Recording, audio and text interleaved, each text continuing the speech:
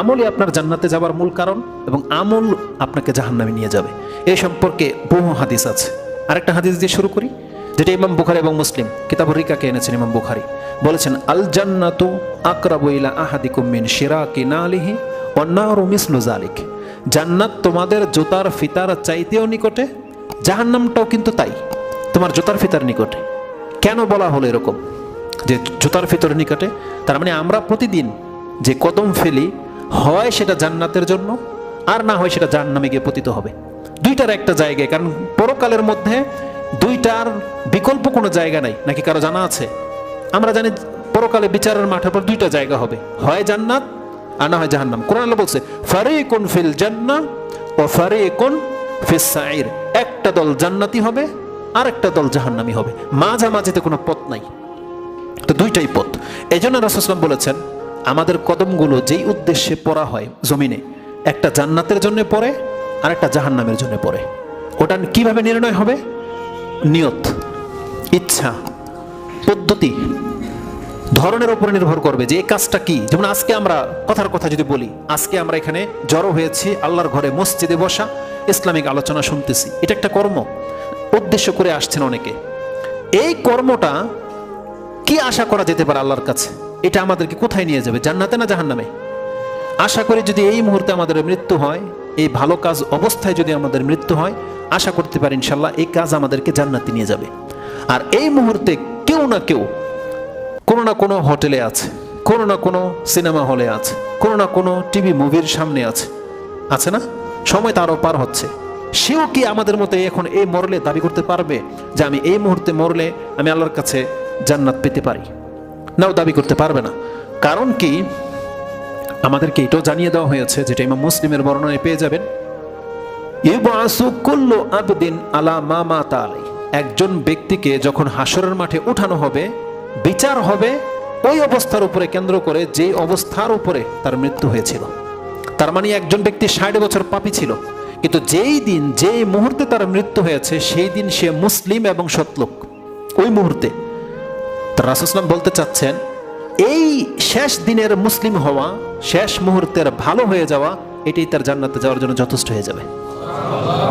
আবার এর বিপক্ষে দেখেন, যাদের চুলদারি সাদা হয়ে গেছে, বা যারা আমরা এখন নামাজ পড়তেছি, ইবাদত করতেছি, আমরা কেউ বলতে পারবো না আমাদের শেষ দিনটা কেমন হবে।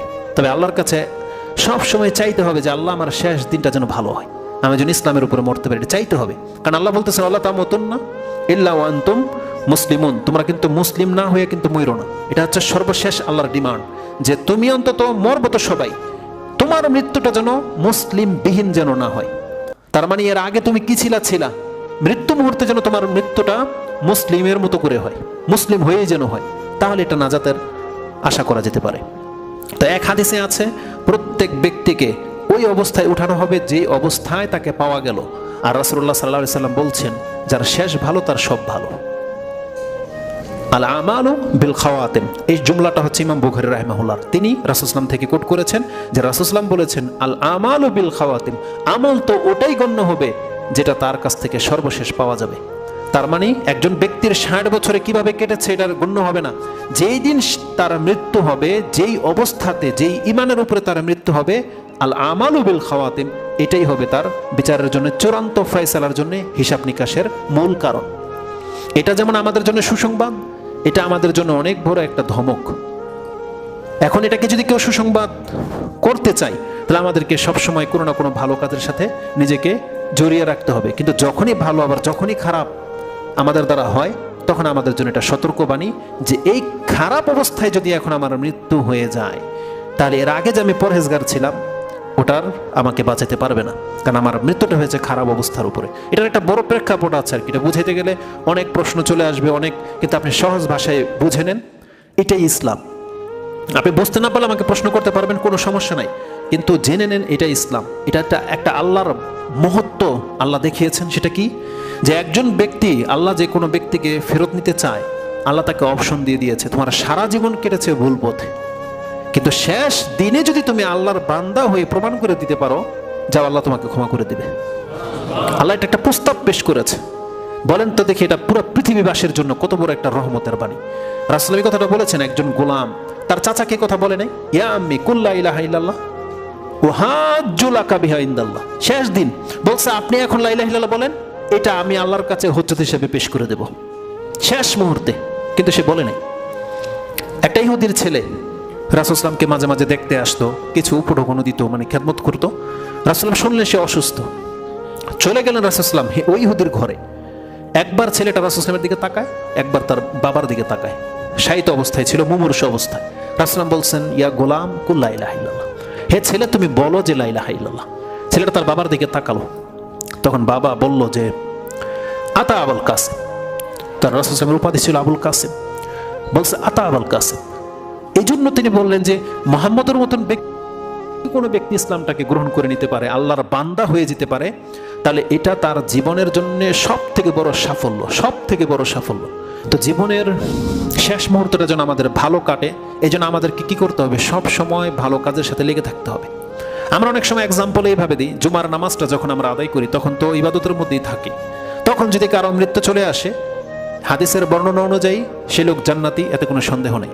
কিন্তু নামাজ শেষে, নামাজের সময় সে মরেনি, নামাজ শেষে ঘরে যায়, খেতে বসে, হাতে রিমোট টিভি চালিয়ে দিয়ে খাচ্ছে। একটু আগে সে নামাজে ছিল, ভালো অবস্থায় ছিল, কিন্তু এখন টিভিতে যখন ফিল্ম বা কোনো কিছু সে দেখতেছে, তাহলে এই খাদ্য অবস্থায় যদি তার মৃত্যু চলে আসে, এটা হবে তার শেষ অবস্থা। তাই তার সালাত কিন্তু তাকে বাঁচাতে পারবে না, কারণ তার জীবনের শেষ মুহূর্তটা খারাপ মন্দ অবস্থায় কেটেছে। যারা যুবকরা যারা জুমার নামাজ আদায় করে বিকেলে আবার গার্লফ্রেন্ডদেরকে নিয়ে ওই যে পার্কে যায় না, মোটরসাইকেল পেছনে করে নিয়ে, ওই অবস্থায় যদি মরে যায়, রেজাল্টটা কি হবে বলেন? এই জুমার নামাজ তাকে বাঁচাতে পারবে না।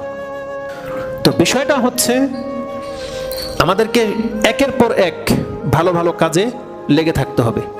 রাসূলুল্লাহ সাল্লাল্লাহু আলাইহি ওয়াসাল্লাম আবু যার রাদিয়াল্লাহু তাআলা কে উপদেশ দিয়েছেন, ইয়া আবু যার ইত্তাকিল্লাহা হাইসুমা কুনতা, তুমি যেখানেই থাকো না কেন আল্লাহকে ভয় করে চলবে। এটা প্রথম জুমলা।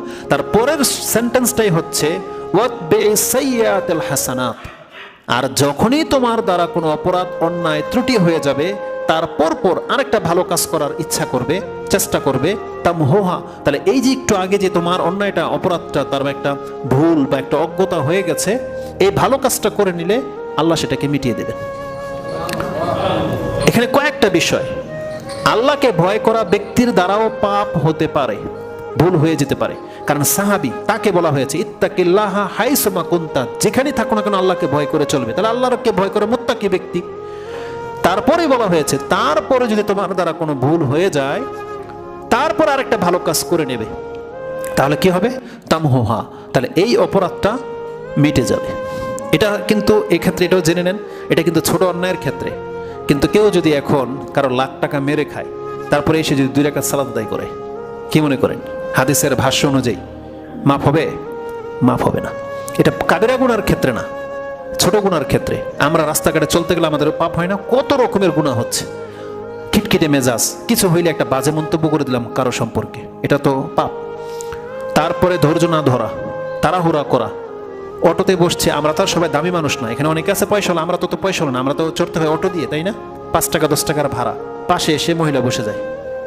কার না হয় এরকম? যারা লোকাল বাসগুলোতে পাবলিক প্লেসে চলেন, কার না হয় এরকম? আপনার পাশের সিটে এসে একটা অপরিচিত মহিলা বসে গেল, তার গায়ে লাগে না, এটা ফিতরতেই নাই।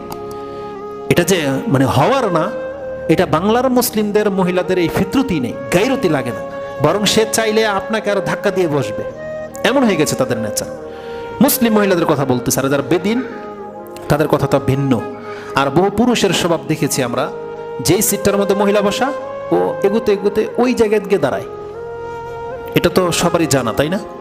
তো এইগুলো হয় আমাদের দ্বারা প্রতিনিয়তই হচ্ছে, আমরা দেখতে পাচ্ছি রাস্তাঘাটে। আরো কত, নেট খুলবেন, অনেকে আমাকে মন্তব্য করে, জানেন সুবহানাল্লাহ, মানুষ যে কত ক্যাটাগরির হয়, যে আমি খুতবায় আমার এই মোবাইলটা হাতে কেন থাকে, অনেকের মন্তব্য এই ক্ষেত্রে। কারণ তাদের ধারণা কি, তারা মোবাইলে দেখে গান বাজনা, হুজুরও তো মনে হয় গান বাজনাই দেখে, এটা নিয়ে সে মেম্বারে দাঁড়ায় কিভাবে? এই সেন্সই না বলে সে। তাহলে এটা কি শুধুমাত্র কি ফিল্ম দেখার জন্য এই মোবাইলটা? এত চমৎকার সিস্টেম, আমি আমার নোটগুলোকে এইভাবে সাজাইনি, ঠিক আছে? কত সিস্টেম, চাইলে এখন প্রত্যেকটা দলিল দিতে পারবো, কোরআন আছে, হাদিস আছে, এত কথা কি আর মুখস্থ বলা যাবে নাম্বার? তো এটা আমার কত উপকারে আসার, আমি যদি প্রত্যেকটা বক্তব্য প্রিন্ট করে বের করি, নোট করি, আমাকে তো আবার রদবদল করতে হয়, চেঞ্জ করতে হয় না? তাহলে ওই প্রিন্টটা বাদ। তার আমি পিডিএফ করে নিছি, প্রতিদিন চেঞ্জ হচ্ছে, একটা আয়াত পাচ্ছি আয়াত ঢুকিয়ে দিলাম, একটা হাদিস পাচ্ছি হাদিস ঢুকিয়ে দিলাম। তো তো ডিভাইসগুলো ব্যবহার করা হয় সুবিধার্থে। তো তারা মন্তব্য করে, আচ্ছা কেন বলতে গিয়ে আসলাম, ও ইন্টারনেট চালাতে গেলে আপনি দেখতেছেন বক্তব্য, তাতে কি মহিলার ছবি আসতে পারে না? বর্তমানে আমি আমার ব্যক্তিগত বলি, একজন আলেম, হানাফি সমাজের আলেম, তা ভাল লাগে তার বক্তব্য কিছু। একদিন পরকালের একটা বক্তব্য শুনতেছিলাম, পরকালের না যা মানে কিভাবে পরকালকে প্রাধান্য দিবে, মৃত্যুর কথা, আখিরাতের কথা। 5 মিনিট শোনার পরে চলে আসলো একটা উলঙ্গ মহিলার গেমস, কাটাকাটি গেমস চলে আসছে। আচ্ছা বলেন তো দেখি, আমাদের বয়স তত হয়ে যায় না, আবার যুবকরাই ধরেন, আমরা নাইলে বেশি ফেরেশতা। যুবকরা যারা, আমাদেরকে অনেকে মনে করে না যে আমরা ফেরেশতা, আমাদেরকে আর উত্তেজনা জাগে বা কিছু, এমনটাই মনে করে মানুষ। যে বলে না কিছু মহিলারা যে চিকুন ফিতা দেখলে এরা সিডিউস কেন হয়, বলছে না? তারা মনে করে পুরুষ তো সব হচ্ছে ফেরেশতা, এমন মনে করে আর কি, যে আমরা খুলে চলবো, তারা যেন এদিক সেদিক, তাদের মাতাল যেন না হয়, মানে নেশা করুক, মাতাল যেন না হয়, এটা হচ্ছে তাদের ধারণা। কিন্তু নেশার স্বভাবই এটা, নেশা যে করবে সে মাতাল হয়ই। তো এইগুলো একটা নেশার মতো। কেন বললাম? ওই বক্তব্যের মধ্যে চলে আসছে একটা ব্রা পরা একটা উলঙ্গ মহিলার গেমস। আচ্ছা বলেন তো দেখি, একটু আগে আমার মনের অবস্থাটা যেমন ছিল, পরকাল কবরের কথা যতটা ফিল করতেছিলাম, চোখে পানিও চলে আসছিল, এরপরে যখন এই দৃশ্যটা চোখে আসছে, ওই ইমান কি আর থাকবে? ওই ফিলটা কি আর হবে? জাহান্নামের ফিল আর হবে না। একটা বাস্তব উদাহরণ দিই, একটা জায়েজ উদাহরণ দিই। অনেক সময় আমরা দেখেছি জান্নাত জাহান্নামের বর্ণনা বলার সময়, যখন আমি জাহান্নামের বর্ণনা বলতে থাকবো, আপনার চোখে পানি ঝরবে। হঠাৎ করে যখন জান্নাতে হুরের কথা চলে আসবে, আপনার মুখে হাসি চলে আসে সাথে সাথে, হয় না? এটাই হচ্ছে মানুষের অন্তর। এই জন্য আপনি যখন আল্লাহকে নিয়ে ভাববেন, পরকাল নিয়ে ভাববেন, আপনাকে ওই রকমের পরিবেশ গ্রহণ করতে হবে, ওই রকমের বন্ধু বান্ধব, ওই রকমের সঙ্গী গ্রহণ করতে হবে, তখন ঈমান এক লেভেলে থাকে। কিন্তু যদি ব্যতিক্রম মানুষ থাকে, আপনি বলতেছেন কোরআনের কথা, ও তুলে দিল একটা ক্রিকেট খেলার কথা, তখন আপনার ঈমান আর কাজ করবে না, অন্তরটাই এমন। তো এই মোবাইল দেখতে দেখতে অনেক পাপ হয় আমাদের দ্বারা, উলঙ্গ মহিলা চলে আসে, অ্যাডভার্টাইজ আসে, এই আসে সে আসে। তাহলে এই রকমের প্রতিনিয়ত আমরা বিভিন্ন পাপে লিপ্ত। রাসূলুল্লাহ কি বলেছেন? ওয়াতবিইস সাইয়্যাতাল হাসানাত, সাথে সাথে তুমি আর একটা ভালো কাজ করো, ইস্তিগফার করেন, জিকির আজকার করেন। এই ত্রুটিগুলো হয়ে গেলে তাহলে কি হবে? তামহুহা, তাহলে তোমার ওই অপরাধটা আল্লাহ ক্ষমা করে দিবেন।